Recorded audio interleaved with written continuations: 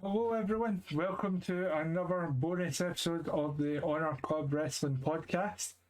I'm your co-host RGX, joined as always by Rate Wrestle and Smooth Rock, aka Frozzy. How are you guys? I'm good. I didn't know if he was going to answer or not, so I just sat here in silence. And then he didn't I was look like he waiting was to see who moving. would answer first. It was really awkward, wasn't it? We should yeah, I really was enjoying discuss it as that. We should discuss this. Want me to restart? No, No, leave it in. let It's the fun. dream It's be fun. lived. Yeah, Yeah, it's fun. It's fun. What's your But no, podcast? next time we'll have that sorted. We'll know who's going to speak. But no, good. Life is good. Had a haircut, trimmed the Dream's beard. been Life is good. Good to hear it, mate. What about yourself, Rate? Living the dream. I've trimmed clearly and she can cut the hair and everything's just as usual. I'm looking a mess and I'm in the bin. Let's carry on. Latching on to Meltzer to get yourself out of the bin, I see. Oh, if he Muzzer's on a bad roll as well, so we're probably going to be bin club soon enough anyway. Hey, things are looking up, mate. Things are looking up. So, Yeah, the leader of the bin club. so this is Well, likely did you- going to be a shorter episode, guys. It'll get us back on track to our normal routine, since we filmed early this week. So this is just covering the rest of the wrestling to bring us back up to date, and normal service resumes next week. So we'll hit straight into it, and backed by popular demand after missing it last week. News. Hey, So that's it. really, since Monday, there hasn't been a hell of a lot of note. A lot of it is the usual kind of storyline speculation stuff about certain plans for individuals. I don't like going into that and classing that as news because it's just dirt sheets speculating. It's not anything that's actually happened. However, relatively big news, and as we broke here first on the Honor Club podcast weeks ago, the WWE has confirmed the show for Cardiff on the 3rd of September. It will be a traditional pay-per-view, premium live event. And they've managed to do over 59,000 in pre-sales. So that's just a little link you click to register before you even buy. It's just so you're on that list. And it's outperformed any WrestleMania in history for this show. To give you an indication of how starved the British wrestling scene is for a WWE pay-per-view, something that's canon and not a house show. Premium live event, mate. Yes, premium live event. He bought a hotel for a place I might not get a ticket to. So I've not even. I've not even looked at hotels. I've just signed up for notifications for tickets, and that's it. Yeah, I need to wait a notification on my expenses coming back from London. But it says that it's back, then I'll be booking. And we'll also try and see if we can get a meeting room for a live recording of the podcast on Sunday morning before we all go home. Our thoughts on the show. Definitely. Doesn't need to be like traditional format. This is me No. just spitballing on the air live. But yeah, I think it'd be good we're all fun. gonna be there anyway. Yeah. pub, one of the two. Record in the pub, yeah. That sounds like a good plan to me. So in other minor news, and although I was just saying about speculation, and this does come from the king of speculation, Dave Meltzer, apparently a memo has been handed out to the creative teams of Raw. We don't have the SmackDown details, but I just said the word memo went out to the creative with the top 3 baby faces and top 3 baby faces and heels on Raw for both the men and the women. Excuse me, I have had a few of these tasty beverages. So I mean, I think we can forgive you, mate. Yeah, I'm teetotal, so it's fine. I'm on water. Yeah, okay, cool. Doesn't believe you, I wouldn't. But, so before I tell you who they are, do you want to hazard a guess at who the number one baby faces and heels are on Raw? So I saw this anyway, but I only saw the first two. I don't know who's number three. So I know what order they're in, the first two, but number three, no, I haven't got a clue.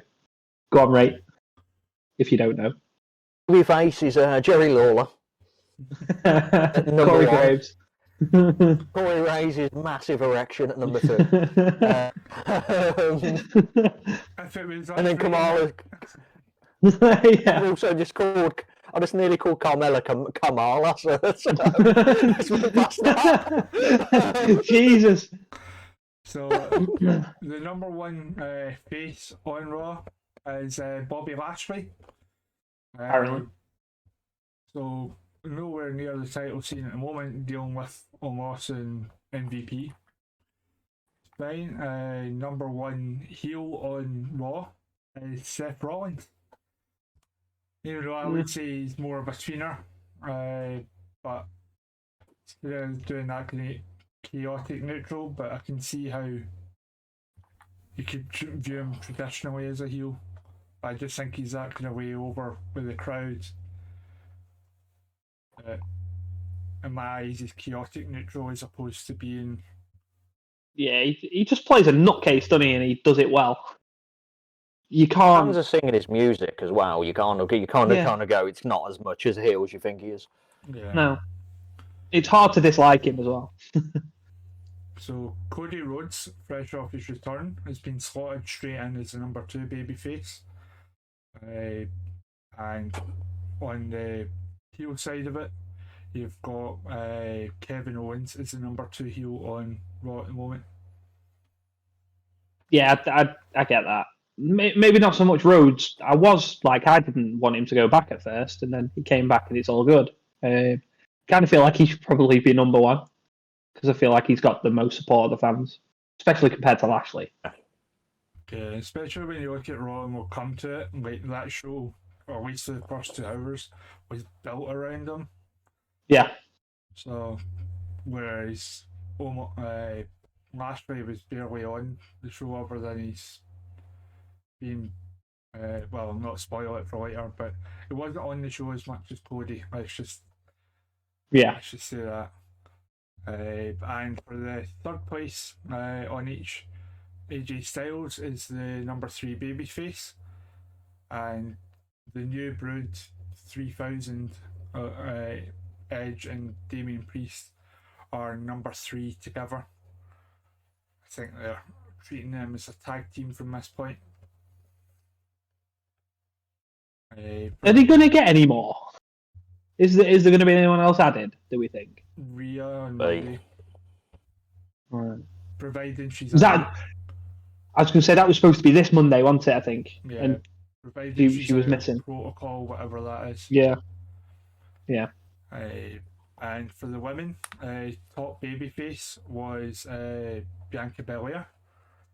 Top heel Becky Lynch.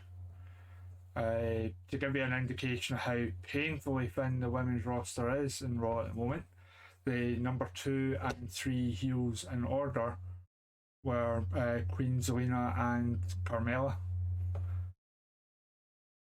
So yeah, that gives you an indication. Though I would class Sonya as number 2 heel at the moment.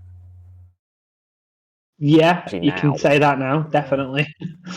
And on the face side of things, the number 2 and 3 are getting tied up in tag stuff. Liv Morgan and Rhea Ripley. Well, until Monday. Yeah, who we all think's going to turn heel shortly anyway. There's a significant imbalance in the faces and heels on Raw as opposed to like looking at quality. Yeah. You can't see Zelina and Carmella as like dominant heels. But what's more frustrating is you've got Powers. Alexa, Dewdrop, Alexa, and all the rest of it all sitting at home. I've heard a couple of reports that Alexa was in at number 2, but that was like contradicted elsewhere. Sure, that's why. Yeah, she's not there. She's done one appearance in 5 months, 6 months. Yeah, that was that Saudi? Yeah. And that was her old gimmick. Yeah. So who knows, let's be true or false in that, unless I physically see the memo. It's kind of speculation, but it's been picked up by that many wrestling sources. I think it's probably true. Probably real. Yeah, because not everyone wants to claim a Dave Meltzer story, do they? So no. And as well, Bliss's last match before Saudi was Extreme Rules in September. So Yeah. Match as well. Exactly. So how anyone can claim she's number 2 face if she's made one appearance in 6 months? Yeah. A couple pre-tape segments. Guinness. If she, then it shows how bad it is. Well, yeah, because I mean, it's not. She's not bad, is she? So it's just like she's entertaining. She's good at what she does. She's not being used. There are several women not being used at the moment. Just waiting on creative. Tale as old as time. So they'll be waiting a while. But speaking of bad creative from a bad company, let's talk about Raw. We're still waiting on creative, aren't we, from this Monday? Oh yeah, look, I literally. Oh, you haven't looked through my notes, and I can't remember most of Raw, so the notes are going to come as a surprise to me. I feel like Mate, I watched it earlier on, and I forgot most of it. Obviously, I had a lot on my plate. We've been down in London. I have caught the important stuff. Yeah. Yeah. So I'm relying on you to heavily. He's gone corporate now. He's got the big time to London and forgot the Honour Club. I know, yeah. Gone up to the big smoke and we've all been forgotten. That's it. But yeah, I'm going to read through these and be surprised as you are. But yeah, so April 11th, Monday Night Raw.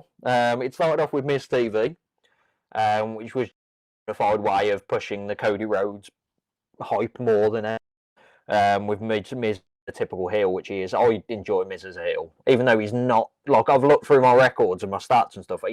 He loses so much. Like the amount of losses he's had in the last year or so is insane. Well, apparently tonight he was 6-0 against Cody Rhodes. Yeah. Before Raw, he was 6-0 against him. Now he's a glorified jobber. Yeah. Miz was being pushed and Rhodes was becoming the bin. So it's like how I go to WCW and come back here. It's just, but yeah, so the whole promo was literally Miz was saying that Cody's stealing the spotlight, even though Miz has not had the spotlight for a while, but it's just a typical tactic. He was hinting at a rematch. Miz was saying you should probably fight now. Then it was just him match that was going to go on later on. I don't think anything major happened in the segment. It was just like a jarring match. Not where I can remember.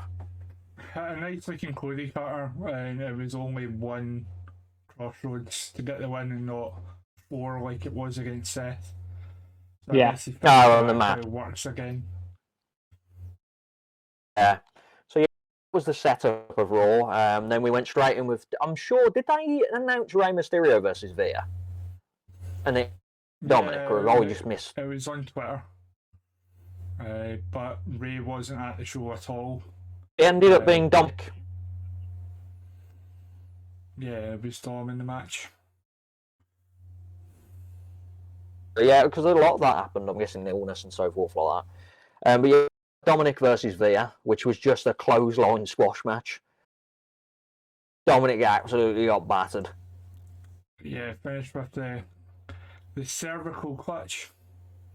Now, I know cervical can refer to the neck. It absolutely can, but Veer came and went cervical with it. He's a good man. It was a longer than the normal squash match, like a bit, but it was just Veer showing what you can do with Dominic being the fodder to it. So that was like 3.25 stars. It was better than some squat matches I've seen because these clotheslines are actually pretty decent.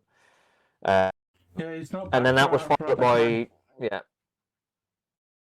decent. I think it's the typical WWE way of we'll have loads of squash matches where he barely does anything and then he'll have a breakout match suddenly. I'd rather him have a decent match like in a month's time rather. It'll be squash matches forever. But and then he'll get beat. By Omos. AJ attacked Damian Priest out back, which led to AJ versus Damian Priest the match. Which I didn't realise. I don't know if you thought. Did you actually watch the match? I saw bits of it. Yeah, I saw the ending. 15 minutes long, and I don't remember it being that long. It was what? It's technically minutes, so I don't know if there was a massive break. I didn't hear a bell. It's technically still going. In control for most of it, and it was going pretty decent-ish. Then Priest with a kick, and then the lights went out.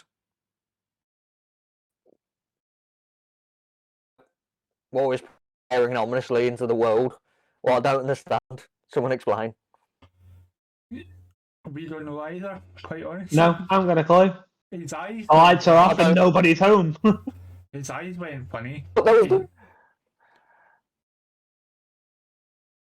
balls just disappear. Whenever it wasn't even like a count out or anything, we never got a bell ring. It wasn't ruled a no contest or anything. It just ended. Yeah, I think I would put it as a no contest because there was no winner, so that's what I've classed it at. But it was never officially ended. Like it was going fine until that bit. Like I rated 2 stars in the end because the ending was awful.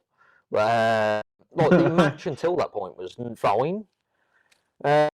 Each match, like people, I'm guessing they're going to shit on it. NWO Joshi Girl was going fine until the end. So basically, replying with me, it would be like watching a film at the cinema, only for the screen to randomly cut off halfway through the plot, and then for that to be it. Yeah, pretty much. Bono's ending, but bad. You know that episode of Family Guy where Brian's taking the blind guy to the cinema? Nothing's happening. Nothing's happening. Lights are out. Everyone looks pissed. I literally only watched that episode recently. Well, but yeah, that happened. And then AJ had a rant backstage, but I can't remember what that was about. It was just basically I don't know if he tried to explain what happened, but she asked him what happened, and he was just like, I don't know. But it ain't gonna stop me getting to worse him. for me. Yeah.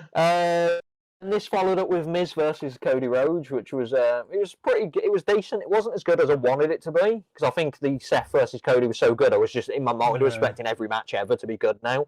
But Miz is a good wrestler as well, so I expected a bit more. Which proper back and forth. I really enjoyed the figure 4 reversal.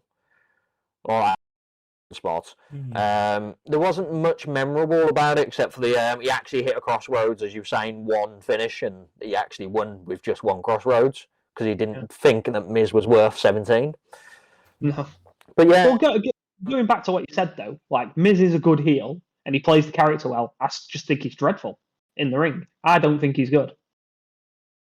That's why I don't think the match is good. I just don't like him in the ring. His character, he plays his character so well, but he can't back it up. So are you saying that Miz is just a less famous MJF? Yes. For Muzzer to rise now, the AEW. Yeah, I was going to say, he'll just pop up in the corner now. Stand up for AEW. But yeah, it was an average match. I rated 2.5. Like, I think that pushed it past the limit for me. Like, you both watched it because it was the Rhodes match, and that's the big thing at the moment. Yeah. Like, on Cage Match, everyone's rating it to like the lowest it was like a 4, but no one's really shitting all over it, which is always good, so that's fine. Then it was set up for Rollins versus Rhodes 2. Came out. We knew it was before that. I'm sure it was announced like slightly before that, but then Raw announced it again. Yeah, no, he said it during the Miz TV that he would absolutely give him a rematch. I think when he came out, he said, "Oh, I heard you use the word rematch." I think they've gone back to this too quickly. I think they should have left it. Nah, I can see them 50-50 in it, and then either Hell in a Cell having a rubber match. But from a storyline point of view, as the babyface, he is absolutely right to give him that rematch. Yeah, he has to, yeah.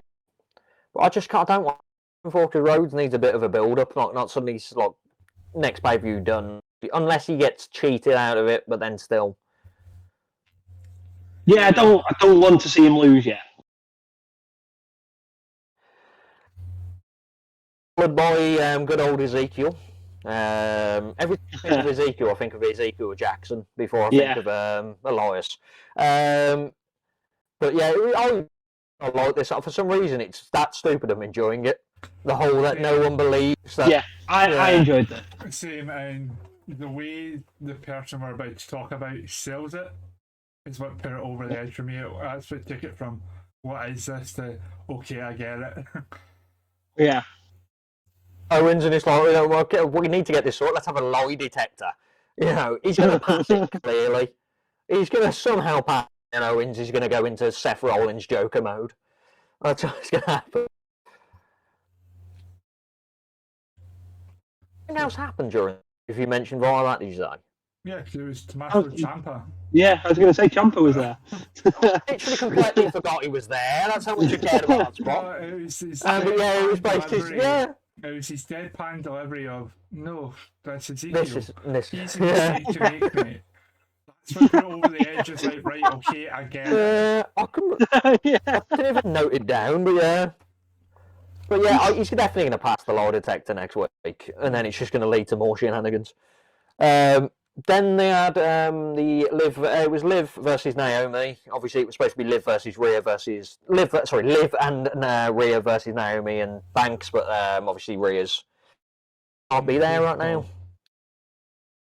So this match was extremely rushed. Like it was a 2-minute match, but it felt like they did like 10 minutes worth of stuff in the 2 minutes. They just like cats fighting. It was so rushed. I literally get your crap in match. Then Naomi just won. I rated 1.5. It just happened. Yeah, just won. Like it just don't rushed. That was about it. 2 minutes and 20 minutes. 2 minutes and 20 seconds of just rushed wrestling for the women's division again. Then you had the Lashley MVP Lounge.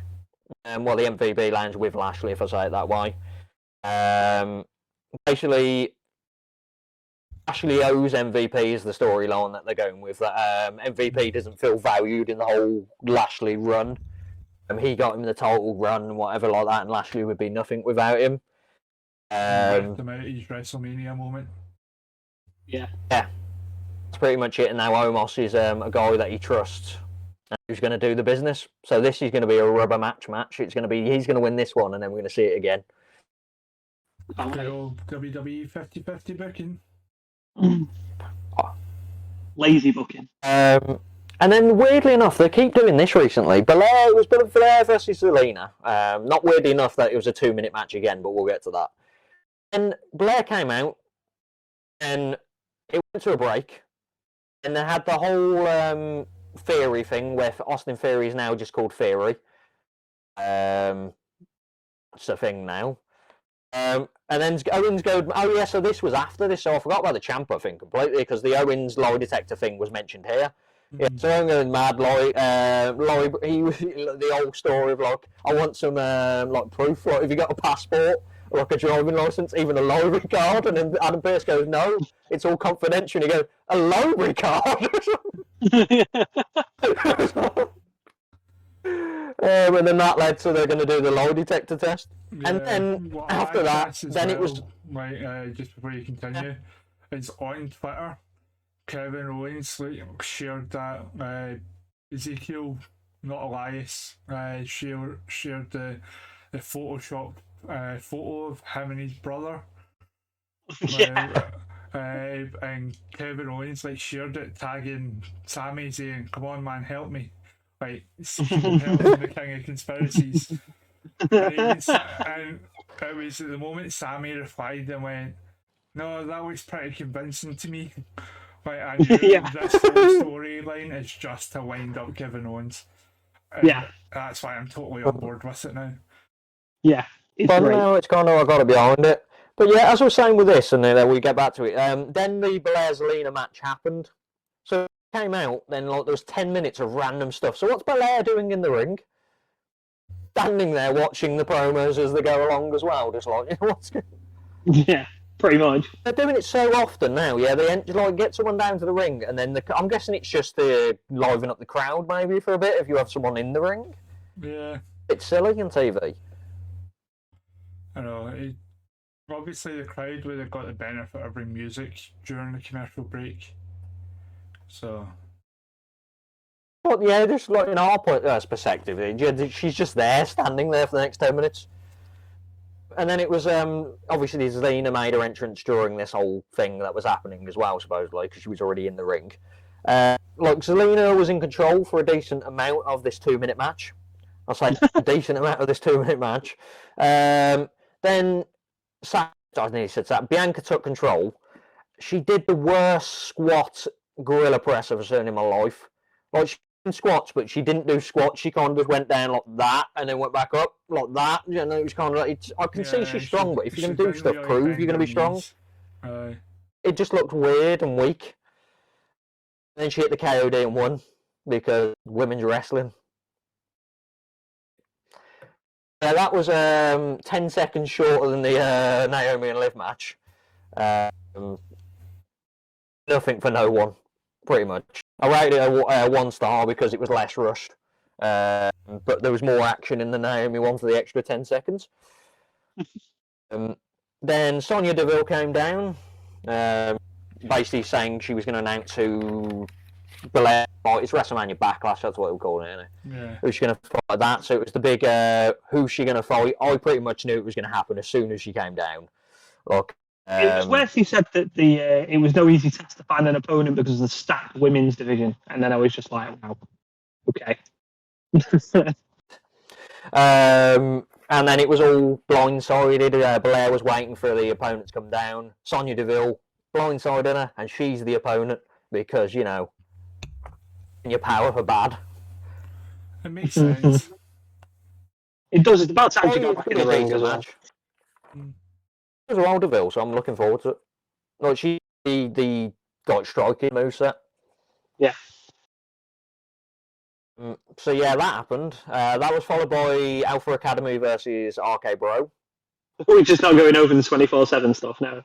I don't care about it. Like, it was happening. I don't skim past it unless I see something. And it was R-Truth, and it was mate. Los Lotharios were in this. What I find funny is they filmed the women's bachelorette segment at least in what I would assume is one of the VIP boxes of the stadium or arena that they're in. So at least that way somewhat fine. The guys were just in a backstage area with a velvet rope. It looked like one of those kind of concourses where they have the golf carts with the production stuff running back and forth. It just looked awful. And they tried to tell me that there was not a single pub or club nearby that they couldn't have chucked the owner like 50 quid to say, can you seal off a wee bit while we do a quick bit of filming? Yeah. No, I don't think like this segment. I think they're doing it for the point of it, but I don't think they want to pay any money towards it. Like, you know, it's like, yeah. But yeah, I don't anything about the 24/7 unless it's entertaining, and it's not entertaining. There's my deadpan expression. So yeah, you had Alpha Academy versus R-Cade Bro. It was Yeah. a matchup where the heels were on top for most of the match, attacking Riddle. Then Orton comes in, win. Yeah. That's the match. Like, there was nothing more that happened. It was just your typical tag team match to get R-Cade over a bit more over the same team, because there's 3 tag teams on Raw. There's no other tag teams. There's Street Profits, Alpha Academy, and R-Cade. Yeah, I was Yep, pretty watching when I was on the train back up. I was watching Fightful with Sean Ross Sapp and Sean Ross Sapp and Denise Salcedo talking about it, and he actually broke it down. There's 15 tag teams on the main roster. If you think about it, because you've got like Apollo and Aziz, you've got Shanky and Jinder, Priest and Edge. You've got loads of different ones across the two, but we're only ever seeing the same 3. Yeah. Have you frozen there, right?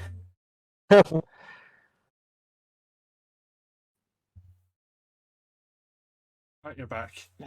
You froze for a I second. was going to say you weren't moving at all. So fair enough. Okay. Moving on mine, so it must be the connection for a bit. Yeah, but yeah, it was just a typical R-Cade Bro match to get him over a bit more. I put it as a 2.25, but like nothing really happened. It was just the typical Randy Orton spot at the end. Yeah. Everyone pretty much went with me as well. It was just an average matchup. So no one really panned it. So we're not going to we only give the bad people the publicity on the podcast. Yeah. If you're giving a good rating, I'm not telling people about it. So the Usos came down. They want R-Cade Bro, which we knew was going to happen because of SmackDown. Street Profits interrupt because they're there as well. Profits, yeah. So Street Profits, Alpha Academy. I was trying to remember if Street Profits were already mentioned. Yeah. So it was them. More segments happened backstage while this was happening, so I don't know what they all do. As I said, what was happening in the ring. I can't remember any of the segments that actually happened. Was there anything major happen between this and the match? Not that I can remember, actually. Not wrote nothing, so I normally don't bother, or I just don't care. So that might be it. Might have just been recap segments. My package and stuff like that, but this fight, my match of the night was the Usos with the Profits because it was a decent match. The Usos always put on a good match, and the Profits are a good team. The Usos were on top for most of the match, which is it's fine because they're the champs, and it makes sense to me as the heel champs. Really bored of the Montez forward flip. I think I mentioned that to Mania that you should bring it out in special moments. Doing it all the time, and I don't care. Like, it's a big move. Like, it's did. They stop meaning something if you do them all the time as well. Exactly. Tacky move. It's like the Canadian Destroyer got absolutely ruined because it's done every match. Super kicks. Yeah. Ford then had a great comeback. He did a blockbuster near fall, which was pretty cool. Then they did a Doomsday blockbuster, which was also full. So Ford went for a splash. Jimmy broke it up, so like they're making Street Profits look good here. Then the Usos basically took over and was it calling it? Yeah, 1D. And then they got out the win, and I rated that 3 stars because it was a decent matchup. It was. Yeah. Would you believe that despite being on separate brands, this was the 7th match they've had in the last 12 months? Again, highlighting how thin, how artificially thin the tag team roster is at the moment.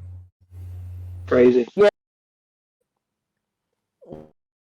Is there any thoughts of what happened? No,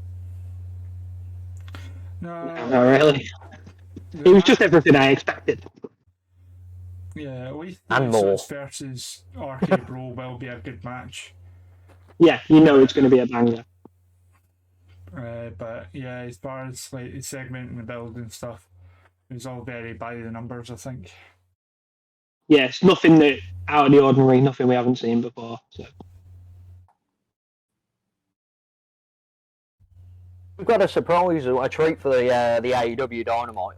Meltzer's released all of his ratings for the show, so I can base my ratings upon his and realise that I'm very unbiased towards AEW.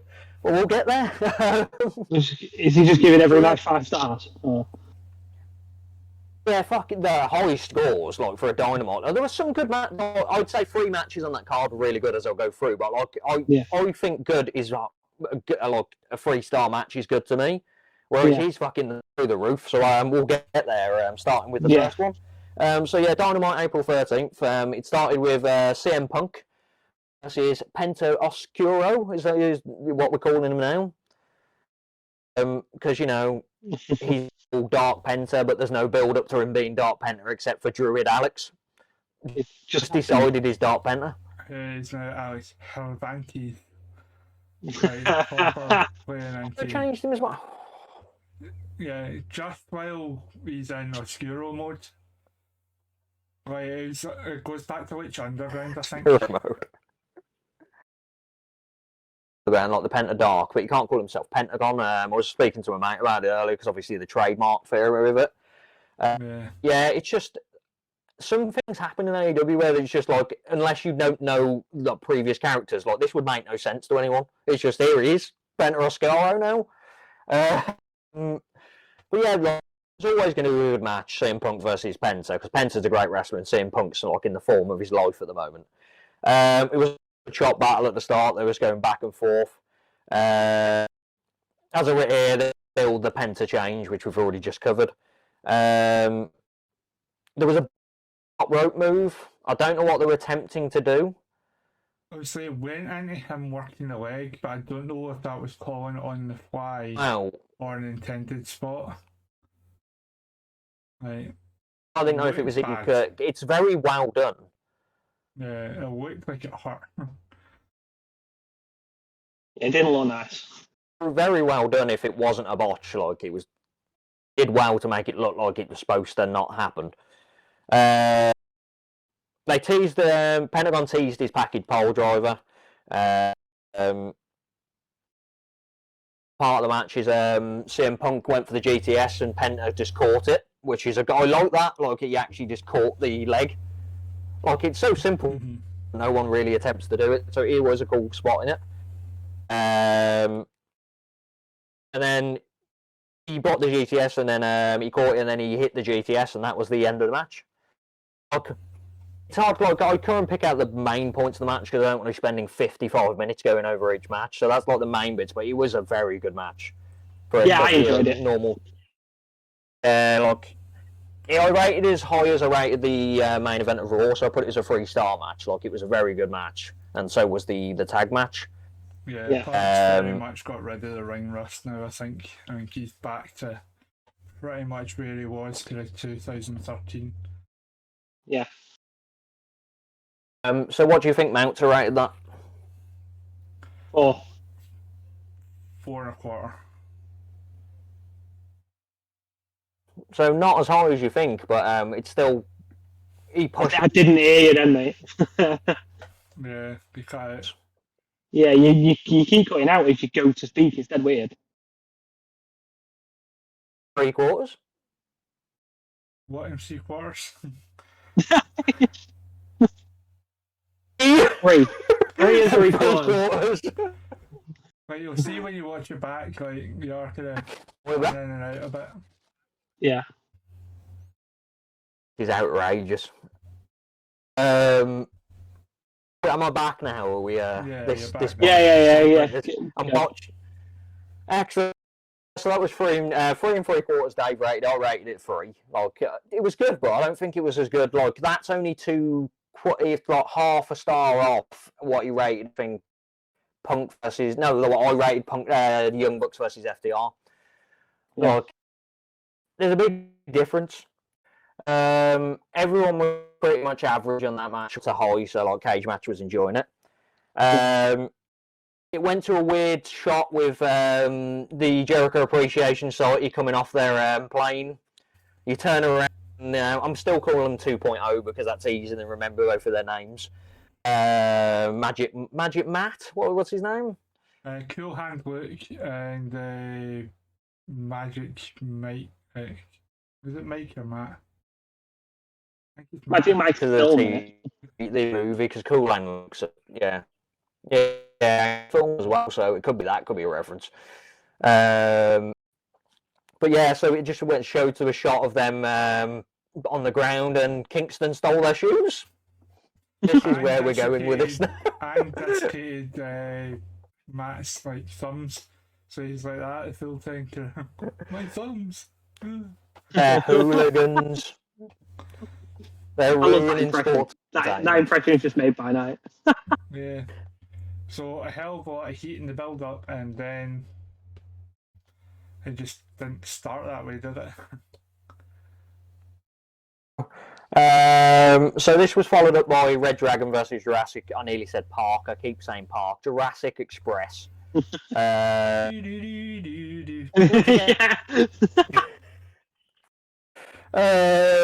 This was it was a back and forth. There was a lot of outside dives in this. There's like a lot. Like there's kept moving outside and diving outside. Then you'd stop, and then there was another dive outside. Then Luchasaurus would decide, I'm going to dive outside. So there's a lot of that. Dive. And dive, and I could feel Jim Ross going, let's stop this now. Please. Yeah. And Lucha started selling his knee again, so he was copying CM Punk. They probably should have spoke about that. So I'm guessing CM Punk was not supposed to happen, judging by that Luchasaurus was selling his knee in this match, or they just didn't bother to mention it to each other. The ending, yeah, the ending was just really abrupt. It felt like I didn't think it was going to be so clean. It happened. Yeah. I rated this as much as the CM Punk match. It was a good tag team match. I rated this 3 stars as well. It was good. What do you think Meltzer rated it? 3. 3 3/4.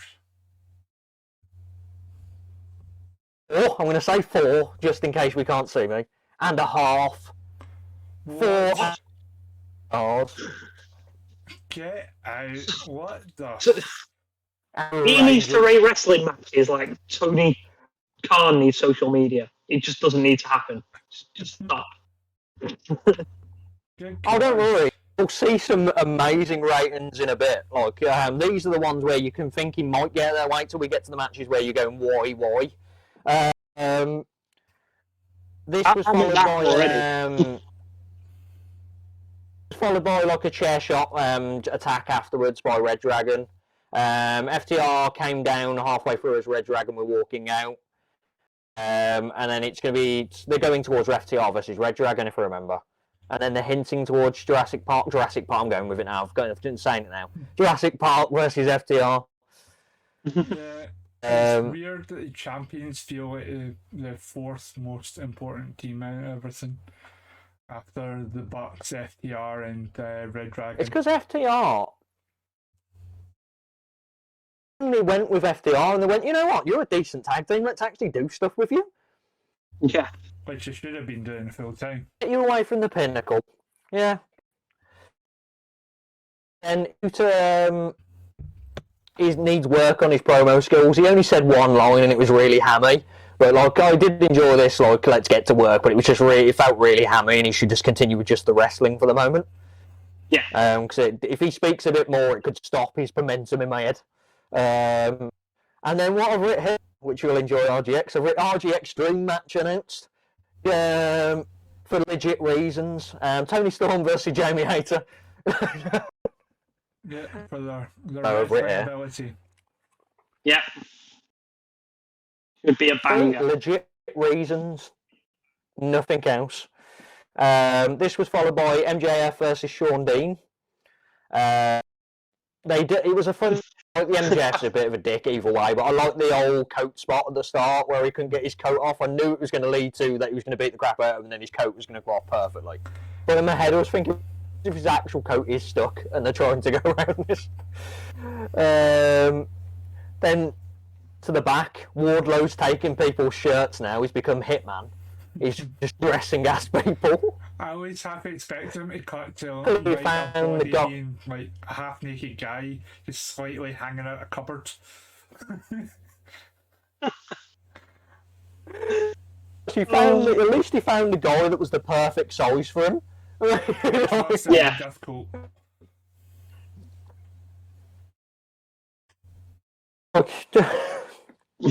And then it was just Wardlow destruction. Wardlow smash.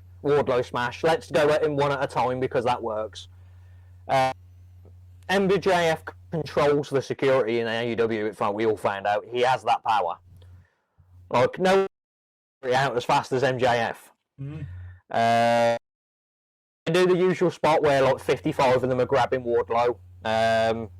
MJF, you knew he was going to get counted out at this point, but then he threatens Boris Renz. Well, he didn't threaten him. He goes, "I'll pay you." Was it triple the amount of money you'll get paid? Yeah, I don't know how much Tony Khan is paying you, but I'll triple it. Do not count to 10. Stop that count. Stop the count. What I wrote here as well is Bush Rensburg has been counting for the last 4 hours already. He's still counting now. When he was started, yeah. He was outside the ring when the MJF started and Wardlow was coming down. He was counting then, so I don't know what but then he counted 10 after 4 hours, and then Sean Dean is undefeated against MJF. Every time you say Sean Dean, I keep thinking you're saying Sean Bean, and I have that image in my head of MJF against Sean Bean. Well, you're repping Sean Bean, aren't you?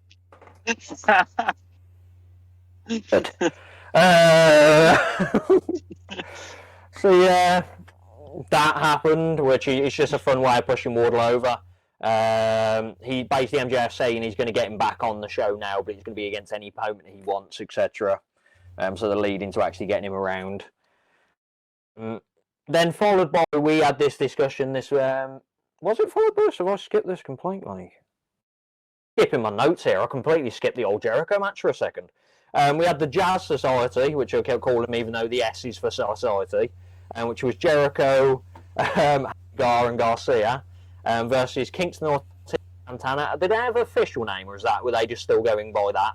I call them the Brooklyn Buddies. But I don't know if they've got I saw you say that, but I didn't know if that was an official thing or not. No, it doesn't.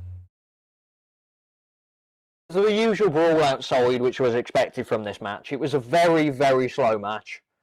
I can't think of anything major that really happened this match. 2.0 came down to kind of do a weird distraction. They did, and then Jericho hit, it was Ortiz or Santana, hit him in the back with the bat. And then that was nothing really major happened this match, did it? But I'm going to tell you this from the rating that Dave Meltzer get it. That's why I'm trying to question if I'm so wrong here. Right, okay. Let's hear it. Mine was 2 3/4. Like, it was above average for me, but nothing major happened. Just to kind of get there for me. But Dave Meltzer rated it 4 stars. What? Did he not hold on a minute. Did he not give Bianca and Becky 4 stars at WrestleMania?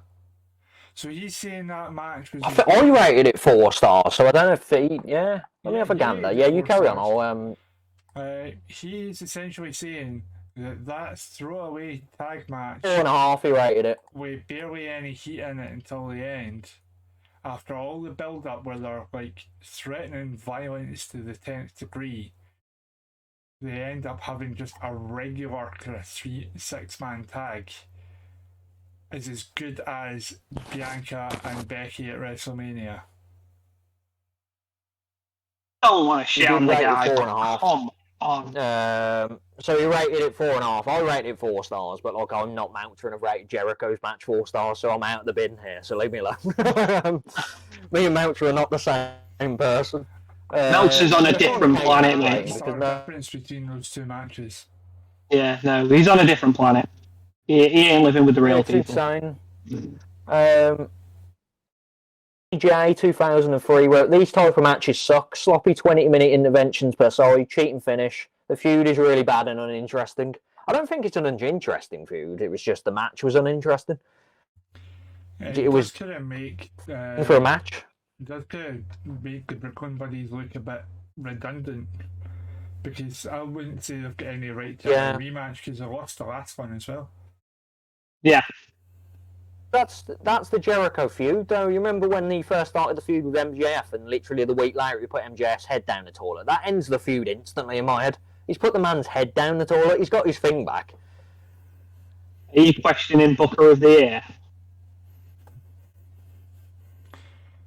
Looks this himself. I don't think he speaks to Tony Khan.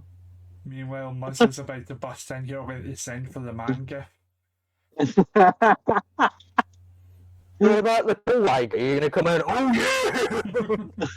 yeah! But yeah, talking of Book of the Year, my next note was MJF can book matches now.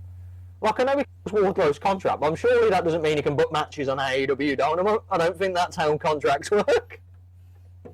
Yeah, because... so yeah, doing that now. Butcher isn't contracted to MJF, he's contracted to AEW. So, yeah. He's got no right to book Butcher. If he does it in a non-AEW show, then you can argue that. By doing it on AEW TV, yeah. I don't know, it just doesn't make a lot of sense to me.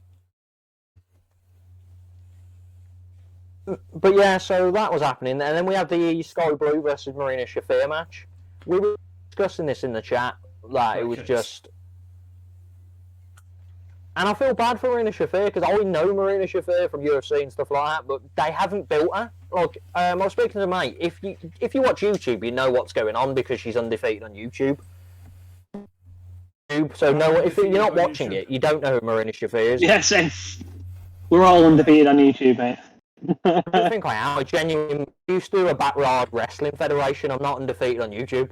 I don't think it's any scene anymore, but I'm not undefeated on YouTube. Admitted that. I just been like, yeah, so am I. Wrestling? I'm legit. But yeah, so this instantly, the fucking baddies. That was my exact reaction to the baddies. Fucking baddies. I don't care. Stop calling them only ones you such could a dodgy. They were literally the only people you could hear. No one knows who Shafir is, because they. I know, but it doesn't matter if you don't know who they are. If they've got ring presence, you get them into the match. Like, two jobbers nobody has heard of could go out there and get a better reaction at the crowd than Marina Shafir managed. So she was fighting Sky Blue as well, which like they needed someone a bit more like not a Red Velvet, because she was doing the baddies crap. Let me think of who's a random, like Layla Hurt's a heel now. I can't think of like a low down babyface that's on Dynamite. Ruby Riott. Or like Ruby Riott. Yeah, now. Sorry, he's a heel. Everyone's a heel. Here as well, because the fucking baddies were annoying me. The whole meme of, do you know the Patrick Star? I keep putting this in the GIF of, who are you people? Just like, where does it come from? Like, I don't know. Like, I know Kira Hogan and Red Velvet, but who are these people? And why is this woman's nearly got her tits out? Like, there's one woman that literally was busting. So Jade puts out tweets looking for attractive women to like come join her baddies section. So she genuinely puts a tweet out saying, ahead of Pittsburgh or New Orleans it was this week, I'm looking for baddies, show me your bad self. And it's actually quite a good women empowering thing, but they play it as a heel thing on TV. It just, it's supposed to be like a positive, it's supposed to be like a whole positive body image thing. That's the way it's like portrayed on Twitter and stuff. Just get a better name for it. Yeah. So yeah, Shafir won, which was bound to happen because she's in the title fight. That would have been the worst booking ever if she lost. I think what they're going to do with Jade Cargill for shit. She's going to win Cargill, but I feel like this is going to be the close match where she's because she's not paying attention to her at all. I feel like this is going to be the match where she may just lose but then win. So like Go on a bit. half kick out a roll up. Or she's going to snap her arm off and she just gets the ropes or something like that. But yeah, I reckon for the start, like, it was just nothing around the match helped. Rosen tried to curse Hook. It failed. That happened. I love Danhausen. You can't just gloss over Danhausen. Everything Danhausen needs a discussion. It's just a scene. There's nothing else that happened. I can't talk about it anymore. That was the scene. Well, I can talk about the William Regal tweet if you want that bit. Yeah, that whole after thing where he cursed William Was Regal. it Rampage where he was eating the crisps out the bin? Yeah. Oh, good chips. Okay. But yeah, the William Regal thing. Give me your shoes. Give me your shoes. Don't curse me, you swine.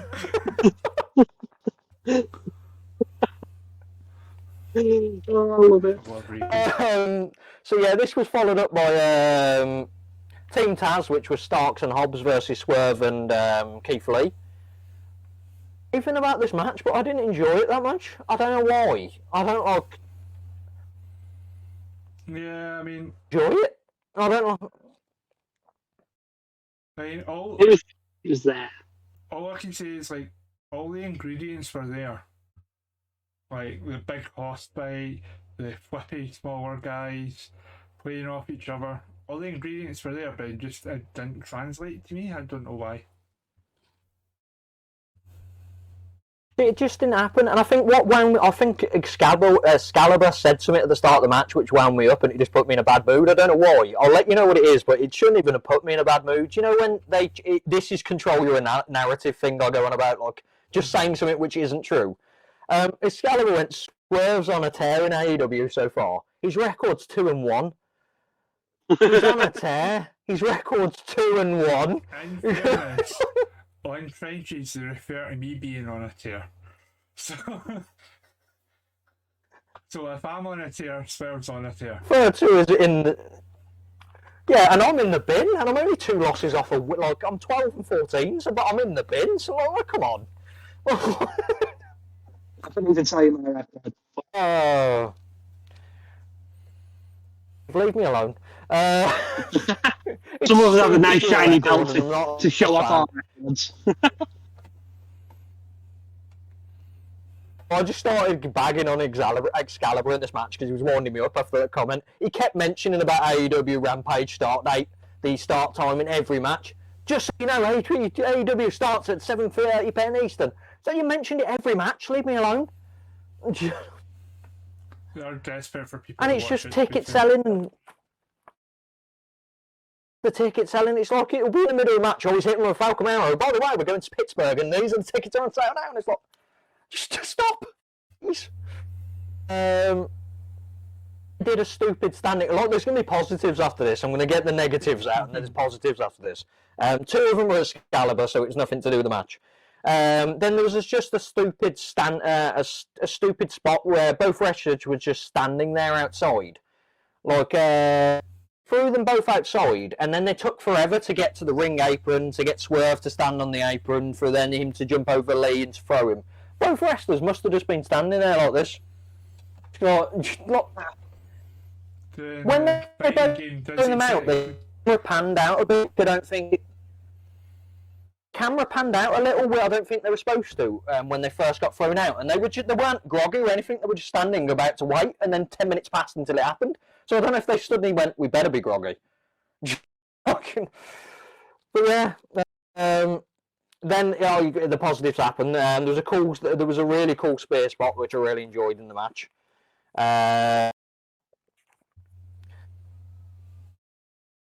WWE repping here, but I don't know what the WWE repping which we're at here, so I don't know what I was on about here, so I'm just going to gloss back over that. It just wasn't clicking the match. Taz came down, which I was wondering what he was just there for a bit. Then he led to the leg trip interference, and they went over and Powerhouse Hobbs. But yeah, there was nothing major. Hobbs' finish was just a spine buster. It's impressive getting a guy like Keith Lee up for a spine buster, but if you're Keith Lee, a guy who is like Belt coming in, he's putting people through walls. Do you beat Yeah. him with a spine buster? Spinebuster. That's what it is. If I'm trying to make it work, leave me alone. So yeah, I rated this 2.5. Like, it was the most average match. I enjoyed the Jericho match more than this. It just felt nothing. I wanted to enjoy it too much. I feel like it was ruined in my mind. That just nothing was happening, and it was slow and sloppy. But here comes Dave. What's his rating? What do we think? God. He's going to give it 3 at least. He must have done. I think 3.5, going by the trend. He gave it 4 stars. Oh my God. Okay, Tony The Khan, curse words come out now. Tony Khan, instead of paying money for the bots, he's just giving it to Dave Meltzer instead then, isn't he? Yeah. He's a bot, that's why. Dave Meltzer is the cannot bot. wait to see the Suzuki and Samoa Joe rating. Oh yeah, he's Suzuki and Samoa Joe. Yeah. Here's the rating you're going to hear in a minute. Just Outward Back, which I kind of skimmed through. I saw bits of it. Was Ruby Rose, that's the flipping actor. Nyla Rose and Thunder Rosa. They did the fucking stupid cake spot where they're going to throw it in the face, and it was it annoyed me so much because they bagged on SmackDown and Tony Storm getting that done, but then they do it in AEW and it was probably fine. You know, it just happened. I don't care about the feud. Like, I like Nyla Rose, but they haven't built her at all to make me care about this match. yeah. No. And then suddenly it's the monster heel again, and then she's going to lose, and then she'll be gone again. Yeah, probably. It's Nyla Rose's story, and they need to kind of keep her away and then bring her back as a heel, like a monster heel, and go through people. But be able to. She's called the Native Beast for a Yeah. So yeah, that happened. And then we get to the good stuff. I don't even rate it. Oh, and then they started announcing next week's matches. So Kyle O'Reilly has to fight Jungle Boy in the Owen Hart qualification match. Great match. Britt fight Vanessa Bourne. In Kyle O'Reilly has to fight Jungle Boy. 2 major stars, so one of them's going to go out, and then Britt Baker gets to fight whatever her name is on this now. I think they're calling her Camilla. Camilla. It's just like, She's the number 2 heel. Camilla. Number 3. I think I don't know what first name is, but Vanessa. But yeah, it was just a lot here. It was just like Jungle Boy versus Rolly is going to be a really good match, but I feel bad for whoever goes out, and then it's Britt Baker's clearly winning. There's no doubt about that match. Yeah. Easy points. Main event, which was the worst match of the night. Yeah, the main event of the night, and I hated it. Now, I really enjoyed it. It was just brutal. It's what you wanted. It was just it felt like it went 11 minutes, but it felt like 20 minutes of that 11 minutes was a chop fight. Yeah, it was just back and forth chops. I love Suzuki's character of the whole. I love the murder grandpa laughing, he's just laughing at him, hit me more. Yeah. I don't watch picture in picture, so I kind of skimmed through that, but I heard there was some grim headbutts as well. Yeah, and the sweat flying off Joe when he was getting chopped. Just sweat flying everywhere. And it just bounced. It was stiff. Suzuki in the chokehold, but Joe was too big and it looked a bit weird. Tried the Gotch stole the first time, then decided he didn't want it anymore. He went, actually, come on, hit me more. Then he tried the Gotch style again and couldn't get around him. And then it just, Joe kind of got on top, and then they went for the muscle buster. Suzuki was grappling, trying to get the armbar back in. Joe stopped that, and then got him back up and hit the muscle buster and won. It was very decent, but what annoys me is it wasted Suzuki in my eyes. I think I'm just too much of a Suzuki mark for the whole. They gave him the TV title to then take away the TV title. I felt this should have ended more in a DQ, as we were discussing points-wise and stuff like that, because I felt like they shouldn't take it away from Suzuki. Because he's coming back in like a month's time as well, or something, so it's not like he's not going to be here. So I feel like it took away from him winning the title, even though it's his first American title, because he lost it in 12 days later. I get that. Like, I rated this on par with the other two big matches, which were the tag team match, which the tag team match I put as match of the night. No, did I? No, CM Punk Penta I put as my match of the night. I agree with that. But I rated all three of these were 3-star matches. Like, they're in their own way, yeah. But there's only one rating we're waiting for here, mate. And then there was. I'll give you the rating because it will be the big reveal at the end. But what happened at the end? Then the big surprise happened with Jay Lethal and Sanjay Dutt, which was just the typical. I'm saying typical. It doesn't happen in wrestling often. But the surprise where he lifts the middle finger out the package. The lights went out. Lights came on. There was that guy from basketball. Great Khali Wish version. I can't. He's,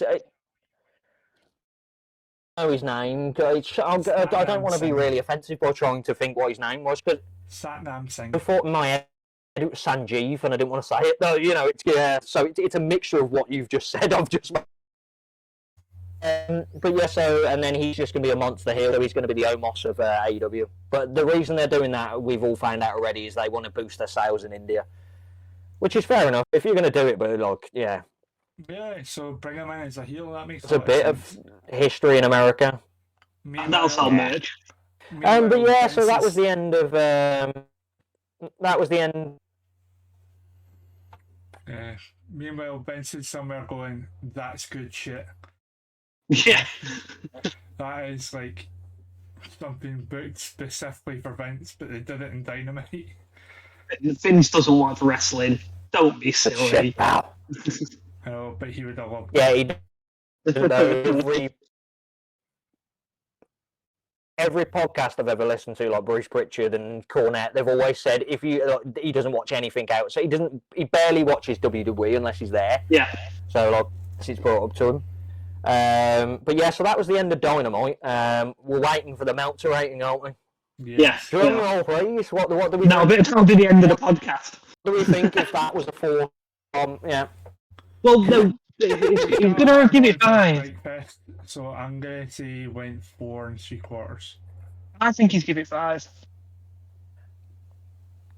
Both wrong, and what makes it more stupid is if he rated Jazz versus fucking Brooklyn Brawlers, as I'm going to call them just for this segment, 4 stars. He rated Suzuki versus Joe 4 1/4. Why? That match he rated 4 1/4. And he rated Punk versus Penta lower than that match. He does like a strike fest. This is his lowest rated match. If you include He a needs to prolonged be in a strike battle, then Meltzer will up his star rating by 2 stars instantly. He needs to be in a strike fest. With Walter. This match and Thursday match, which were both 5 minutes. CM Punk versus Penta, which was my match of the night. He rated that the lowest match of the night. You clearly like different things, mate. Yeah. Yeah. I can't argue. So, viewers, he's insane, I know.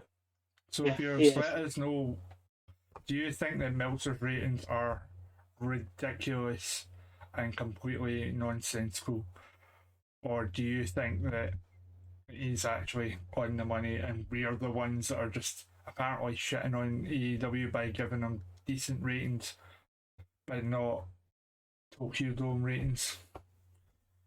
I don't understand how I it genuinely thought you were going to say. Were you going to say that? Well, I thought you were going to say, is Meltzer wrong or is rate wrong? And if they come back saying rate's wrong, the podcast, my part of the segment's ruined forever. We are in agreement over the ratings you gave the matches. The ratings this week have all been quite fair. The only one you were off the money on was Knoxville and Zane. Yeah. You're going to bring back to that, even though we're on about this week's ratings. I don't know how we got there. We'll be reviewing WrestleMania 43 and we will bring it up. Yes.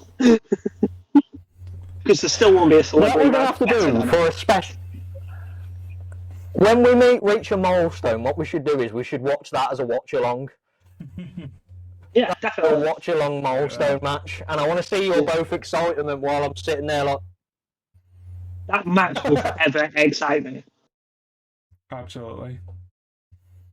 So, while you're down there leaving your comments, guys, give us a little like on the like button. Subscribe if you're not already. Really helps with the algorithm and helps get our content out there. And just a reminder as well, we are on Spotify, Apple, Podbean, all searchable as Honor Club Podcast, and they are all linked in the description of this video.